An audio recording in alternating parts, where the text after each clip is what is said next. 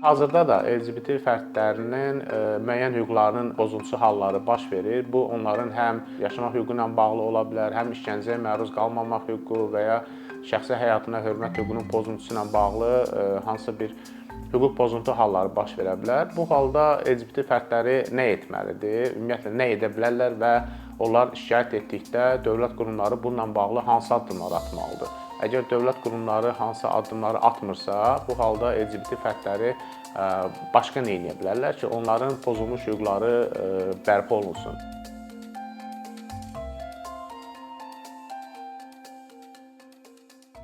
Son zamanlar LGBT fərdlərinə hücumlar daha da artıb və ona görə də biz bu mövzu barədə danışacağıq.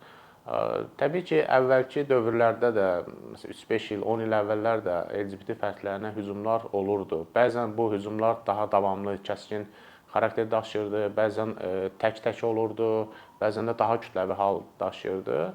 Əgər yadınızdadırsa, 2017-ci ildə təxminən 100-ə yaxın LGBT fərdləri inzibati qaydada həbs olunmuşdu. Onlar polis idarələrində işgəncəyə məruz qaldığını iddia etmişdilər və qanunsuz olaraq öz iradəsi əleyhinə əsasları qırxılmışdır və eyni zamanda onlar barəsində müxtəlif müddətə 30 gün müddətinə qədər inzibati həbs cəzası verilmişdir və həmin şəxslərin əksəriyyəti Avropa məhkəməsinə şikayət də vermişdir və Avropa İnsan Hüquqları Məhkəməsi tərəfindən kommunikasiya başladı və bu, yəni 100-ə yaxın şəxs həbs olunsa da, onlardan yalnız 25 nəfər Avropa İnsan Hüquqları Məhkəməsinə şikayət vermişdi və onların şikayəti əsasında kommunikasiya başlanmışdı və Avropa Məhkəməsi həm həmin şəxslərin işgəncəyə məruz qalmaq hüququ, həm onların özəl həyatına hörmət hüququ, həm ayrı-seçkiliyə məruz qalmamaq hüququ, eyni zamanda səmərəli müdafiə vasitəsinə malik olmamaq hüquqlarının pozuntusu ilə bağlı Azərbaycan hökumətinə suallar göndərmişdi və hazırda həmin iş üzrə kommunikasiya davam edir. Yəqin ki, yaxın vaxtlarda onunla bağlı qərar qəbul olunacaq. Bu şikayət Avropa məhkəməsində təcrübəsində Azərbaycana qarşı ilk işdir. Ondan başqa hansısa bir LGBT fərdinin hansısa hüququnun pozuntusu ilə bağlı Avropa məhkəməsinə şikayət verməsinin şahidi olmamışam. Bu sadəcə o vaxt 2017-ci ildə kütləvi xarakter daşıyırdı. O baxımdan da toplu halda bu şəxslər şikayət vermişdi. Və hazırda da LGBT fərdlərinin müəyyən hüquqlarının pozuntusu halları baş verir. Bu onların həm yaşamaq hüququ ilə bağlı ola bilər, həm işgəncəyə məruz qalmamaq hüququ və ya şəxsi həyatına hörmət hüququnun pozuntusu ilə bağlı hansısa bir hüquq pozuntu halları baş verə bilər. Bu halda LGBT fərdləri nə etməlidir? Ümumiyyətlə nə edə bilərlər və onlar şikayət etdikdə dövlət qurumları bununla bağlı hansı addımlar atmalıdır? Əgər dövlət qurumları hansı addımları atmırsa, bu halda LGBT fərdləri başqa nə edə bilərlər ki, onların pozulmuş hüquqları bərpa olunsun? Əgər LGBT fərdlərinin həyat və sağlamlığına təhlükə yaranarsa, onlara xəsarət yetirilərsə, ya məsələn ailə üzvü ola bilər və ya kənar şəxslər ola bilər, ya tanıdığı şəxs və ya məsələn birgə yaşadığı şəxs ola bilər. Bu halda onlar nə edə bilər? Təbii ki, ortada hansısa bir hüquq pozuntusu varsa, bu inzibati pozuntu da ola bilər və ya cinayət xarakterli pozuntu da ola bilər. Bu halda onlar hüquq mühafizə orqanlarına, polis orqanına, prokurorluq orqanlarına şikayət verə bilərlər və təbii ki, həmin qurumlar öz səlahiyyətləri çərçivəsində bununla bağlı araşdırma aparmalıdır. Və araşdırma nəticəsində məlum olarsa ki, həqiqətən də LGBT fərdinin həyat və sağlamlığına xəsarət yetirilib və bu xəsarət onun sağlamlığına hansı zərər yetirib? Çünki bununla bağlı qanunvericilikdə konkret normalar var ki, əgər şəxsin sağlamlığına yüngül xəsarət, az ağır xəsarət və ya ağır xəsarət yetirilərsə, bu cinayət məsuliyyəti yaradır və ya sağlamlığa dərəcəsi müəyyən edilməyən xəsarət növü yetirilirsə, bu halda həmin xəsarəti yetirən şəxsə qarşı inzibati xəta haqqında iş açılır və o şəxs inzibati məsuliyyətə cəlb olunur. Və burada həmin LGBT fərdlərinə yetirilən xəsarətin ağırlıq dərəcəsi müəyyən olunmalıdır. Onun əsasında müəyyən araşdırma aparılmalıdır. Təbii ki, bu LGBT fərdinə xəsarət yetirilirsə, artıq burada dövlətin öhdəliyi yaranır ki, dövlət bu halla bağlı şikayət daxil olarsa, o şikayəti ətraflı və hərtərəfli obyektiv araşdırmalıdır.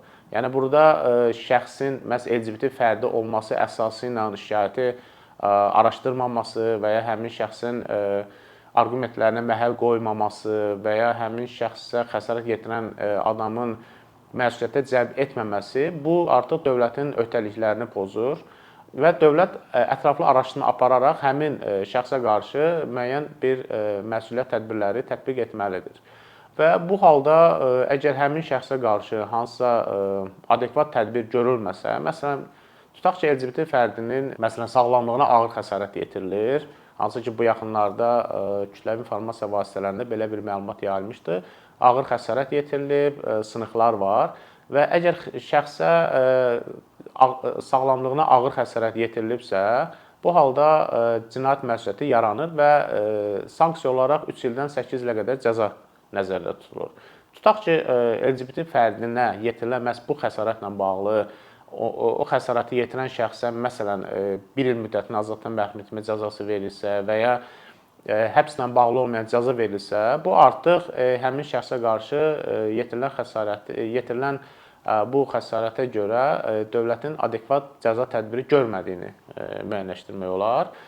Çünki başqa bir işlərdə, analoji işlərdə, məsələn, LGBT fərdi olmayan şəxsə qarşı bu cür xəsarət yetirilərsə, tutaq ki, orada 5 il, 6 il azadlıqdan məhrum etmə cəzası təyin olunursa, amma LGBT fərdinə qarşı yetirilən xəsarətdə 1 il ya 2 il məhrum etmə cəzası verilirsə, burada artıq balans pozulur və həmin şəxs, yəni zərər çəkmiş şəxs şikayət edə bilər ki, bu artıq mənə qarşı ayrıseçkilikdir və dövlət orqanları burada adekvat cəza tədbirləri görməyiblər.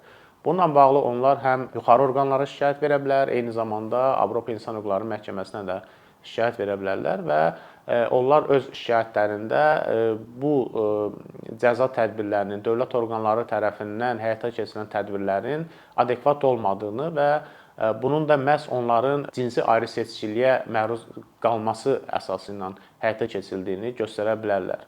O baxımdan LGBT fərdləri təbii ki, çalışmalıdır ki, hansısa hüquq pozuntuları baş verdikdə bununla bağlı aidiyyatı qurumlara şikayət eləsinlər. Amma müəyyən bir məsələn hüquqlar var ki, hansı ki, LGBT fərdləri hesab eləyir ki, onların bu hüquqları var və baxmayaraq ki, qanunvericilikdə mövcud deyil, bununla bağlı məsələn şikayət edə bilərlər. Məsələn, eyni cinsli şəxslərin nikaha daxil olması bu Azərbaycan qanunvericiliyində nəzərdə tutulmayıb. Ailə Məcəlləsinə görə nikah yalnız kişi və qadının könüllü azad ittifaqıdır. Burada eyni cinslərin nikaha daxil olması qaydaları nəzərdə tutulmayıb. Bununla bağlı hətta beynəlxalq təcrübə də yəni çox mövcud deyil, mənim rastıma çıxmayıb. Hətta Avropa Məhkəməsində belə bununla bağlı konkret bir qərar mövcud deyil və hazırda bununla bağlı Rusiya Federasiyasına qarşı bir kommunikasiyada olan iş var ki, hansı ki eyni cinsli şəxslər Avropa İnsan Hüquqları Məhkəməsinə şikayət ediblər ki, onların nikaha daxil olmasına icazə verilsin. Rusiya qanunvericiliyi də Azərbaycan kimi bu eyni cinslərin nikaha daxil olmasına icazə vermir. O baxımdan onlar Avropa Məhkəməsinə şikayət edib. Və təbii ki, Avropa Məhkəməsi bütün yəni belə bir hallarda pozuntu faktını aşkara çıxartmır. O həmin şəxslərin hüquqlarından əvvəl ilk növbədə dövlətin milli maraqlarına, cəmiyyətin maraqlarına, onların mənafeyini nəzərə alır və dövlətlərə bu sahədə sərbəstlik verir, qiymətləndirmə sərbəstliyi verir ki, birinci dövlət özü müəyyən etməlidir ki, bu tutaq ki, eyni cinslərin nikaha daxil olmasına icazə verilə bilər və ya verilə bilməz. Ola bilər, məsələn, gələcəkdə ya Azərbaycan cəmiyyəti və ya başqa bir ölkə mühafizəkar hansısa bir cəmiyyət buna hazır olsun. Yəni, bununla da bağlı dövlət müəyyən addımlar atmalıdır, bunu cəmiyyətin müzakirəsinə çıxartmalıdır ki, cəmiyyət buna hazırdır, hazır deyil, razılıq verir, vermir. Bu məsələləri araşdırmalıdır və birinci dövlətin qiymətləndirmə sərbəstliyi olmalıdır ki, dövlət buna öz qanunvericiliyində bu məsələni tənzimləyir, yoxsa tənzimləmir. Və dövlət tənzimləmirsə, o halda Avropa Məhkəməsi burada pozuntu faktını aşkara çıxara bilməz. Amma müəyyən bir hallar var ki, o əsaslarla hətta qanunvericilikdə nəzərdə tutulmasa belə, orada pozuntu halları tanına bilər. Məsələn, eyni cinslərin məsələn, təqib olunması və ya məsələn, homoseksuallığa görə cinayət məsuliyyətinin yaranması əvvəllər yəni Azərbaycanda əvvəlki Cinayət Məcəlləsində, Cinayət Qanunvericiliyində bununla bağlı normalar var idi. Hazırda Orta Asiya ölkələrinin bəzilərində homoseksuallığa görə cinayət məsuliyyəti yaranır və həmin şəxslər cinayət təqibinə məruz qalırlar. Və hesab etsək ki, bu norma Azərbaycan qanunvericiliyində olsaydı və homoseksuallığa görə cinayət məsuliyyəti yaranardı, Avropa məhkəməsinə tutaq ki, bununla bağlı şikayət daxil olsaydı, məhkəmə bunun pozuntu sayacaqdı. Çünki Avropa məhkəməsi Avropa Şurasına üzv olan ölkələrdən təxminən 10-unda bu norma qalıb. Yəni həmin ölkələrin cinayət qanunvericiliyində homoseksuallığa görə cinayət məsuliyyəti yaranır. Digər ölkələrdə isə belə bir norma yoxdur və bu həmin hallarla bağlı tutaq ki, qanunvericiliydə normalar mövcuddursa, artıq bu məsələyə görə yəni homoseksualların cinayət məsuliyyətinə cəlb olunması konvensiyaya zidd hesab olunacaqdır. Və ya bundan əlavə məsələn transgenderlərin cinsini dəyişməsi bizim qanunvericiliyədə nəzərdə tutulub. Yəni şəxs cinsini dəyişərsə, bu halda o adını, soyadını, ata adını dəyişməsi ilə bağlı qeydiyyat orqanlarına müraciət edə bilər və yeni şəxsiyyət vəsiqəsi ala bilər. Yəni Azərbaycan qanunvericiliyində belə bir norma var, amma indiyə qədər bu normadan istifadə edən, onun tətbiq olunması üçün müraciət edən yəni şəxslərlə bağlı praktikada rastımıza çıxmayıb ki, hansısa bir transgender cinsini dəyişdikdən sonra qeydiyyat orqanına müraciət eləsin və cinsin, yəni adını, soyadını dəyişməsi ilə bağlı müraciət eləsin. Digər tərəfdən, məsələn, Azərbaycanda LGBT fəallarının hüquqlarının qorunmasında ixtisaslaşan qeyri-hökumət təşkilatı mövcud deyil. Yəni rəsmi qeydiyyata alınmış belə bir təşkilat yoxdur. Yəni sırf LGBT fəallarının hüquqlarının müdafiəsi ilə məşğul olan, bununla bağlı hansısa bir təşkilat əvvəlki illərdə məsələn müraciət edilir Ədliyyə Nazirliyinə ki, qeydiyyatdan keçsin, amma Ədliyyə Nazirliyi müxtəlif əsaslarla həmin təşkilatı qeydiyyata almaqdan imtina edir. Amma bu imtina hallarında təbii ki, o məsələ göstərilmir ki, məhz LGBT yəni fəalların hüquqlarının müdafiə olunması üçün, yəni bu əsasla təşkilatın qeydə alınmaması o bəhanə kimi göstərilmir, digər hallar göstərilir. Bundan əlavə LGBT fəallarının hansısa aksiya keçirməsi, belə bir hallar da baş vermir. Tutaq ki, bir qrup LGBT fəalı sərbəst toplaşma hüququndan istifadə etmək istəyirsə və piket keçirmək üçün icra hakimiyyətinə müraciət edirsə, onların bu müraciətləri əsassız sayılacaq dövlət orqanı tərəfindən və onların piket keçirməsinə icazə verilməyəcək və bunu da təbii ki, cəmiyyətin mənafeləri ilə izah etməyə çalışırlar ki, yəni cəmiyyət buna hazır deyil və belə bir halın baş verməsi, yəni LGBT fəallarının aksiya keçirməsi digər cəmiyyət üzvlərinin mənəviyyatına, milli mənəviyyatına ziddir. Və bununla da bağlı Avropa məhkəməsinin digər ölkələrə qarşı, xüsusən Rusiya Federasiyasına qarşı bir neçə qərarı var ki, Avropa məhkəməsi bu əsasla LGBT fəallarının aksiya keçirmək hüququnun məhdudlaşdırılmasını pozuntu sayır. Yəni konvensiyanın 11-ci maddəsinə zidd sayır. Ona görə də bu sahədə də məsələn müəyyən problemlər mövcuddur və bundan əlavə daha çox yayılan problem hansı ki LGBT fəallarının qarşılaşdığı problem nifrət nitqi ilə bağlıdır. Bu həm yəni cəmiyyətdə onlara qarşı yəni birmənalı münasibət mövcud deyil. Eyni zamanda hansısa bir nifrət cinayətləri baş verdikdə həmin cinayətlərin necə araşdırılması və orada adekvat cəza tədbirlərinin görülməsi məsələləri yəni konkret deyil. Və eyni zamanda nifrət cinayəti ilə bağlı vahid bir statistika da mövcud deyil ki, nifrət cinayətinə görə tutaq ki, il ərzində neçə şəxs məsuliyyətə cəlb olunub, neçə şəxs bu cinayətin qurbanı olub.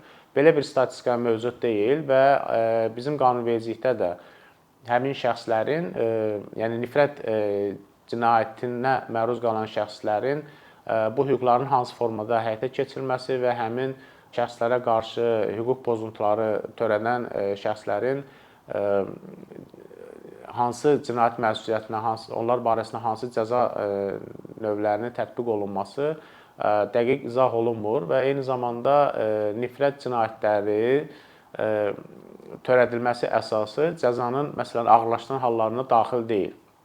Necə ki, məişət zorakılığı zəminində törənən cinayətlər cəzanı ağırlaşdıran hallara daxil deyil. Eyni zamanda bu nifrət cinayəti ilə bağlı, yəni şəxsin məhz cinsinə görə onun təqib olunması, onun barəsində hansısa cinayətin törədilməsi cəzanı ağırlaşdıran hallara daxil deyil. Bizim Cinayət Məcəlləsində belə bir normalar nəzərdə tutulmur. O baxımdan bu qanunvericilikdə də bununla bağlı ciddi problemlər var.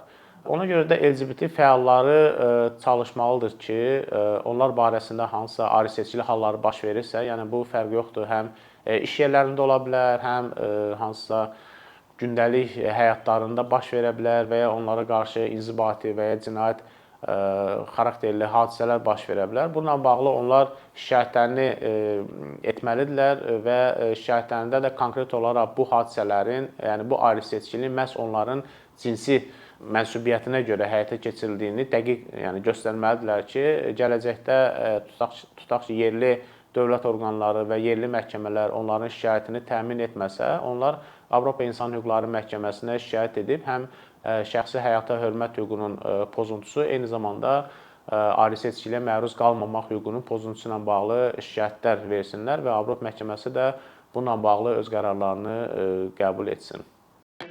Əkinçinin yeni videoları haqqında məlumatlı olmaq üçün kanalımıza abunə olmağı və xəbərdarlıq funksiyasını aktivləşdirməyi unutmayın. İmkandan istifadə edərək cari patronlarımıza işlərimizi davam etməyə yardım olduqları üçün dərin təşəkkürümüzü bildiririk. Əkinçinin Patreon icmasının üzvü olaraq siz bizim təşəbbüsə dəstək göstərməklə bərabər hazırladığımız materialları hər kəsdən öncə izləmə imkanı əldə edəcəksiniz.